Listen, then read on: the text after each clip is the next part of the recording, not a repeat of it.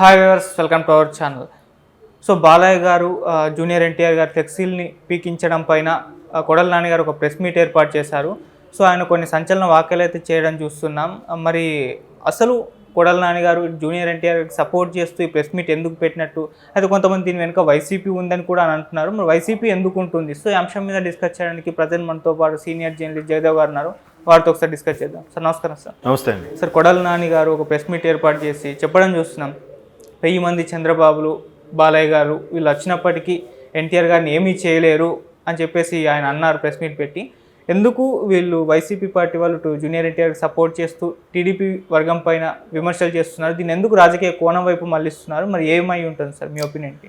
Elections ముందు కదండి, తప్పదు ఇలాంటివి. ఎందుకంటే ఆయన వ్యాఖ్యలు కాదు, ఘాటు వ్యాఖ్యలే చేశాడు ఆయన. ఆయన మొదటి నుంచి కూడా ఆయన పంధా అంతే, డిఫరెంట్గా అది కొంచెం మాసివ్గా మాట్లాడతారు కొడాల నాని గారు. సో ఇంతకుముందు కూడా ఒక సందర్భంలో అదే చెప్పాను.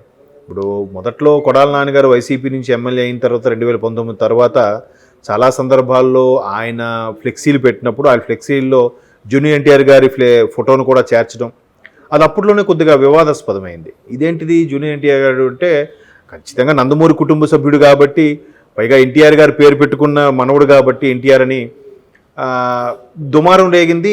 ఈయన ఫోటో వాడుకోవడం ఎంతవరకు సమంజసం అన్న దాంట్లో ఒకనొక సందర్భంలో మీడియా మిత్రులు కూడా మన బాలయ్య గారికి అడిగారు, ఇట్లా కొడాల నాని గారు వైసీపీ అభ్యర్థి ఎమ్మెల్యే కదా, మరి ఆ ఫ్లెక్సీల్లో జూనియర్ బాబు ఫోటోలు ఉండడంలో ఎంతవరకు సమంజసం అంటే, ఇది నన్ను అడగడం కాదు, మీరు ఆయన్ని అడగండి.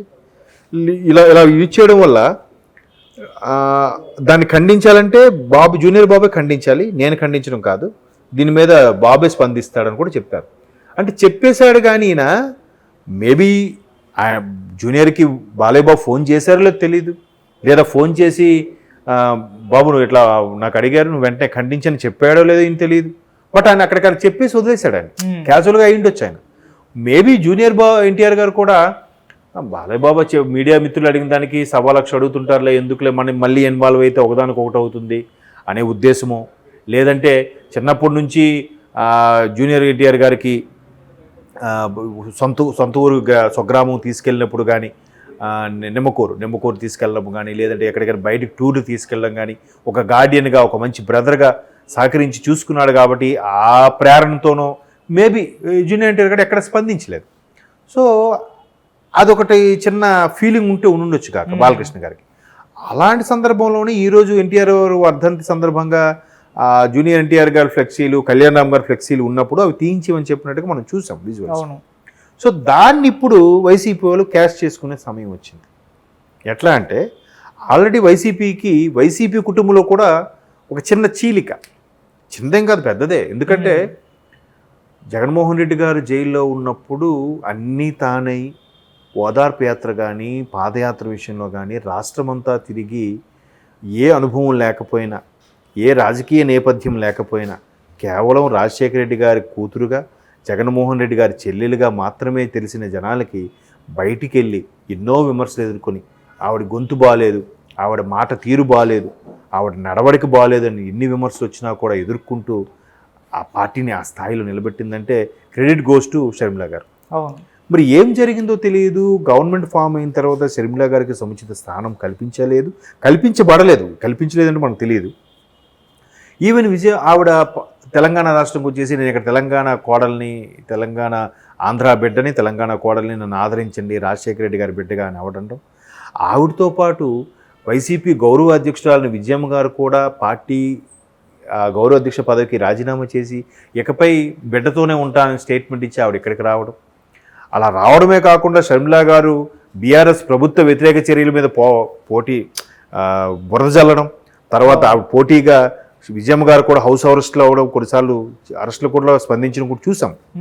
సో ఇటువంటి వ్యక్తి మరలా కాంగ్రెస్కి సపోర్ట్ ఇవ్వడం తర్వాత ఇప్పుడు కాంగ్రెస్ సముచిత స్థానం కల్పించింది, ఆవిడ పీసీసీ చీఫ్గా కూడా ప్రకటించింది. సో సొంత పార్టీలోనే చెల్లి తల్లి ఒకవైపు, ఈయన ఒకవైపు ఉన్నప్పుడు సో ఎక్కడ కూడా ఒక చీలిక తెద్దామనే ప్రయత్నమా, లేదా నిజంగా చీలిక వచ్చిందా?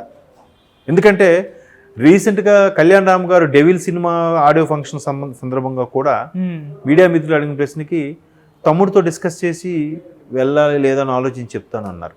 గతంలో ఎన్టీఆర్ గారు జూనియర్ ఎన్టీఆర్ గారు చాలా సందర్భాల్లో ఎప్పటికీ నందమూరి ఫ్యామిలీకి చెందినవాడిని, తాతగారు పెట్టిన పార్టీ ఇది, ఖచ్చితంగా అందులోనే ఉంటాను, ఆ పార్టీ ఎప్పుడు పిలిచినా నా సేవలు అందించడానికి సిద్ధమైన కూడా చెప్పారు. అంతకుముందు 2008లో కూడా భారీగా క్యాన్వాసింగ్ చేశారు. ఒకప్పుడు నందమూరి తారక రామారావు గారు లాగా కాకి బట్టలు వేసుకొని జూనియర్ ఎన్టీఆర్ గారు కూడా క్యాన్వాసింగ్ దిగడం జరిగింది. పాపం దురదృష్టవశాత్తు 2009లో రాజశేఖర రెడ్డి గారి ప్రభుత్వం వచ్చింది. బికాజ్ ఆఫ్ PRP వల్ల ఓట్లు చీలిపోయి వచ్చిందని కూడా కొంతమంది విశ్లేషకుల అభిప్రాయం. అది పక్కన పెడితే, సో అటువంటి ఎన్టీఆర్ గారు ఇప్పుడు వేరే పార్టీకి ఎందుకు వెళ్తారు? వెళ్ళరుగా. కానీ కొడాలి నాన్నగారు ఇచ్చే వ్యాఖ్యల ప్రకారం కేవలం ఎన్టీఆర్ గారికి ఉండే ఇమేజ్ని కానీ, ఎన్టీఆర్ గారికి ఉండే ఫాలోయింగ్ని కానీ, ఎన్టీఆర్ గారికి ఉండే క్రేజీని ఊరికే వీళ్ళు వారవలేక తట్టుకోలేకపోతున్నారు. అందుకే జూనియర్ ఎన్టీఆర్ని ఈ విధంగా విమర్శిస్తున్నారు, ఇలాగ ఇంత కించపరిచేలాగా చేస్తున్నారు అన్నట్టుగా ఇప్పుడు వైసీపీ నుంచి అవకాశం వచ్చింది కాబట్టి ఆయన స్టేట్మెంట్ ఇస్తున్నాడు. స్టేట్మెంట్ ఇవ్వడమే కాకుండా 1000 మంది బాబులు వచ్చినా కూడా జూనియర్ బాబుని ఏం చేయలేరని అంటే ఇవన్నీ వివాదాస్పద వ్యాఖ్యలు. అంటే ఎలాగూ వీళ్ళ పార్టీలో చెల్లి ఒకవైపు వెళ్ళిపోయింది, ఖచ్చితంగా వాళ్ళ ఓటు అయితే చీలిపోతుంది అని ఫిక్స్. మరోవైపు టీడీపీ జనసేన మేనియా ఏదైతే గాలి బాగా వీస్తోంది, టీడీపీ గవర్నమెంట్ ఫామ్ అవుతుందని కూడా చాలామంది నిక్కచ్చిగా చెప్తున్న అభిప్రాయం, విశ్లేషకులతో సహా, సర్వేలతో సహా. సో ఇప్పుడు మరి వైసీపీకి ఏదో ఒకటి ప్లస్ చేయాలి, యాడ్ చేయాలి, ఏదో ఒకటి మాట్లాడాలిగా. అవును, నిన్న కొడాలి నాన్నగారి మిత్రుడు, ముగ్గురు మిత్రత్రయంలో వంశీ గారు ఈయనవైపు ఉన్నారు, ఇంకో మిత్రుడు వంగవీటి రాధ టీడీపీలో ఉంటానని చెప్పి కన్ఫర్మ్ చేశారుగా. ఈయన మాటలు విని ఆయన కూడా వైసీపీలోకి వస్తారనుకున్నారు. వంగవీటి రాధా గారు కూడా ఇప్పుడు రావట్లేదుగా. ఇంకా కొడాలి నాన్నగారికి సపోర్ట్ ఏంటి, మద్దతు ఏంటి? ద వన్ అండ్ ఓన్లీ నాకు తెలిసి ఎన్టీఆర్ గారు. ఇప్పుడు కొడాలి నాన్నగారికి సీట్ ఇస్తే ఓకే, సీట్ ఇవ్వకపోతే అక్కడ వైసీపీలో కూడా మద్దతు లేనట్టేగా, మరి ఏదో ఒకటి చెయ్యాలిగా. బట్ కొడాలి నాన్నగారికి జూనియర్ ఎన్టీఆర్ గారికి ఉన్న సఖ్యత, ఇప్పుడు పార్టీ వేరు, రాజకీయం వేరు, ప్రొఫెషన్ వేరు, బంధుత్వము, రిలేషను, స్నేహం ఇది వేరు కదా. ఒక స్నేహపూర్వకమైన ఆ దేవుడిచ్చిన అన్నయ్యగానే భావిస్తారు ఎప్పుడు జూనియర్ ఎన్టీఆర్ కొడాలి నానికి. మేబీ ఆ గౌరవంతో కొడాలి నాన్నగారి విషయాల్లో కానీ, కొడాలి నాన్నగారు ఇచ్చే స్టేట్మెంట్లో ఎప్పుడు జూనియర్ బాబు ఖండించరు కూడా. బాలయ్య బాబు గారు లాంటి వాళ్ళు, బాలయ్య బాబు గారు కన్నెర చూస్తేనే చాలామంది భయపడతారు, ఫ్యాన్సే కాదు, ఈవెన్ బాలయ్య బాబు జూనియర్ బాబు వాళ్ళు కూడా చెప్తారు, మా బాబాయ్ అంటే మేము కొంచెం బాబాయ్ అంత క్రమశిక్షణగా టైం టు ఉండాలి. లేదా బాలయ్య బాబు గారు కొడతారు అనే విషయం కూడా ఊరికే కాదు, ఆయన మిస్టేక్ చేస్తేనే కోపం వస్తుంది. ఎక్కడైనా కామన్ సెన్స్ వాడకుండా బిహేవ్ చేస్తేనే కోపంతో కొట్టాడు తప్ప ఊరికే ఎవరిని కొట్టాడుగా. అది పక్కన పెట్టండి. సో అట్లాగా బాబాయ్ అన్నా కూడా ఒక గౌరవంతో, భయంతో కూడిన గౌరవం ఉంటుంది కాబట్టి ఇప్పుడు బాబాయ్ చెప్పిన దానికి కూడా జూనియర్ బాబు ఎక్కడ స్పందించలేదుగా. అంటే కొన్నిసార్లు ఎలా అనుకుంటాడంటే, సరే దీన్ని రాద్ధాంతం చేయకుండా సైలెంట్గా అయిపోతే కొన్నాళ్ళకి మర్చిపోతారుగా, సమస్య పోతుంది కదా. బట్ జూనియర్ ఎన్టీఆర్ ఎప్పుడైతే చంద్రబాబు గారు భార్యని కూడా అసెంబ్లీ సాక్షిగా విమర్శించారో అప్పుడు జూనియర్ బాబు సెపరేట్గా ఒక సెల్ఫీ వీడియో తీసి పెట్టారుగా, ఇంటి ఆడవాళ్ళ అని వెళ్ళడం. మరి అక్కడ ఖండించాడు. కాకపోతే రీసెంట్గా చంద్రబాబు గారు అరెస్టు విషయంలో ఎక్కడ ఖండించలేదు, ఎక్కడ కనీసం పరామర్శ కూడా రాలేదు. పరామర్శకు వస్తే వాళ్ళు ఖచ్చితంగా ఖండించాలి, మీడియా మిత్రులు ఖచ్చితంగా పట్టుకుంటారు, మాట్లాడాల్సి వస్తుందనే ఉద్దేశంతోనే ఏమో మేబీ ఎక్కడికి రాలేదేమో, లేదా సినిమాల్లో షూటింగ్ బిజీగా ఉండడం వల్ల, కుటుంబ నేపథ్యంలో బిజీగా ఉండడం వల్ల రాలేదేమో, లోపాయకారంగా ఫోన్లో మాట్లాడాడేమో, మనకు తెలియదు, మనకు అయితే వార్త బయటికి రాలేదు. సో ఇవన్నీ ఆలకాలు గెలిపితే ఇప్పుడు ఎట్లా ఉంటుందంటే ఎవరి వెర్షన్ వాళ్ళదండి.